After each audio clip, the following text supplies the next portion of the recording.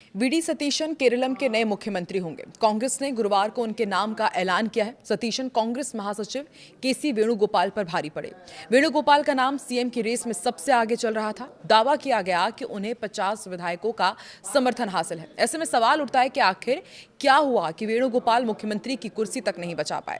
कैसे सतीशन ने कम विधायकों के समर्थन के बावजूद बाजी पलट दी और क्यों राहुल गांधी ने अपने सबसे भरोसेमंद सहयोगी को पीछे हटने के लिए मना लिया। आइए समझते हैं वो 5 बड़े कारण जिन्होंने पूरा खेल बदल दिया। नमस्कार, मैं हूं आकांक्षा और आप देख रहे हैं न्यूज 18 का डिजिटल प्लेटफॉर्म। केसी वेणुगोपाल केरलम के सीएम नहीं बन पाए। वीडी सतीशन को यह जिम्मेदारी मिली है। केरलम में कांग्रेस की जीत के बाद से ही सीएम की रेस में केसी वेणुगोपाल का नाम सबसे आगे चल रहा था, लेकिन जैसे जैसे तारीख आगे बढ़ी वैसे वैसे चीजें भी बदलती गई और बाजी वीडी सतीशन ने मार ली। एक नहीं, इसके पीछे कई वजह है। पहली वजह मानी जा रही है जनता और कार्यकर्ताओं में सतीशन की पकड़। वीडी सतीशन की सबसे बड़ी ताकत थी उनकी जमीनी छवि। पार्टी के भीतर हुए फीडबैक और सर्वे में साफ संकेत मिले कि कार्यकर्ताओं और आम समर्थकों के बीच सतीशन की लोकप्रियता कहीं ज्यादा है। हालांकि विधायक संख्या वेणुगोपाल के पक्ष में दिख रही थी, लेकिन सतीशन ने हाईकमान को समझाया कि वेणुगोपाल संगठन महासचिव रहते हुए अपने करीबी नेताओं को टिकट दिलाने और चुनावी मदद पहुंचाने में सफल रहे थे, इसलिए स्वाभाविक था कि जीतकर आए विधायक उन्हीं के साथ खड़े दिखे। आलाकमान को यह तर्क काफी हद तक सही लगा और यहीं से समीकरण बदलने लगे। दूसरी वजह है पार्टी में बगावत का डर। दरअसल सतीशन ने शुरुआत में ही साफ कर दिया था कि वो किसी भी हालत में वेणुगोपाल के नेतृत्व में काम नहीं करेंगे। वो सिर्फ मुख्यमंत्री पद चाहते थे और उससे कम पर समझौते को तैयार नहीं थे। यहां तक कि उन्होंने ये संकेत भी दिया था कि अगर वेणुगोपाल का नाम आगे बढ़ाया गया तो वो उनका प्रस्ताव तक नहीं रखेंगे। कांग्रेस नेतृत्व को यही डर था कि अगर सतीशन नाराज हुए तो पार्टी के भीतर गंभीर टूट पैदा हो सकती है। काफी कोशिशों के बावजूद जब सतीशन नहीं माने तब राहुल गांधी को महसूस हुआ कि मामला सिर्फ नेतृत्व का नहीं बल्कि संगठन बचाने का भी है। तीसरी बड़ी वजह, राहुल गांधी से करीबी ही कमजोरी बन गई है वेणुगोपाल के लिए। जब कोई रास्ता निकलता नहीं दिखा तो राहुल गांधी ने बुधवार शाम मल्लिकार्जुन खड़गे से लंबी चर्चा की। फैसला लेने से पहले सबसे जरूरी था वेणुगोपाल को मनाना। इसके बाद गुरुवार सुबह राहुल गांधी ने वेणुगोपाल को अपने आवास बुलाया। करीब 2 घंटे तक बातचीत की और यहीं उनकी सबसे बड़ी ताकत उल्टी पड़ गई। राहुल गांधी ने उनसे कहा कि संगठन महासचिव के तौर पर उनकी भूमिका पार्टी के लिए ज्यादा अहम है।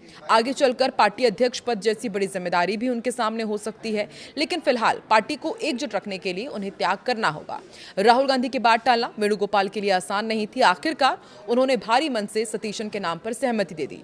एंटनी फैक्टर, इस पूरे घटनाक्रम में एके एंटनी की राय भी बेहद अहम मानी जा रही है।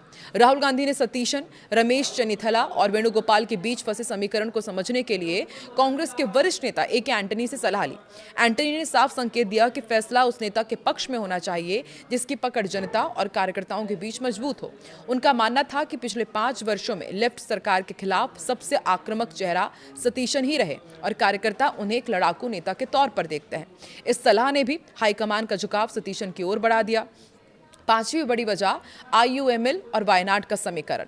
इंडियन यूनियन मुस्लिम लीग यानी कि आईयूएमएल अंदर खाने सतीशन के पक्ष में खड़ी दिखाई दी। कांग्रेस के लिए आईयूएमएल का समर्थन बेहद जरूरी था क्योंकि उसके बिना सरकार बनाना आसान नहीं था।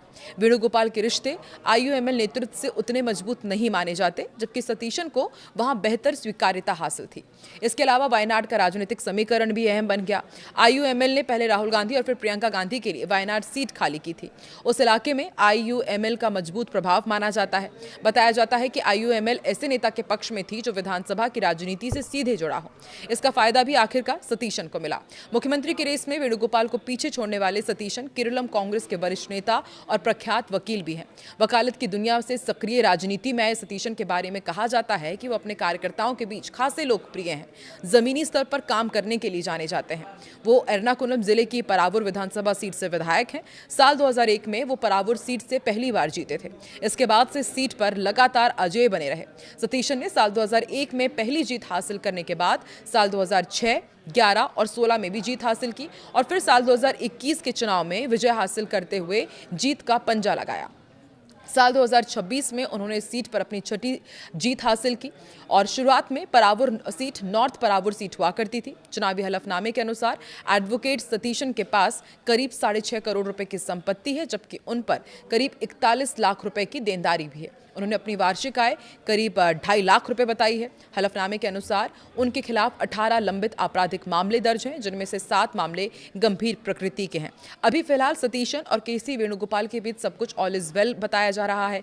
केसी वेणुगोपाल भी कह रहे हैं कि सतीशन को उनका पूरा समर्थन है, लेकिन कांग्रेस की रीति नीति रही है कि कभी भी कुछ भी हो जाता है। तो आपको क्या लगता है, क्या कांग्रेस में केरलम में लंबे समय तक ऑल इज वेल रहेगा या फिर आने वाले समय में कुछ डैमेज भी हो सकता है, और इस डैमेज को कांग्रेस कैसे कंट्रोल करेगी?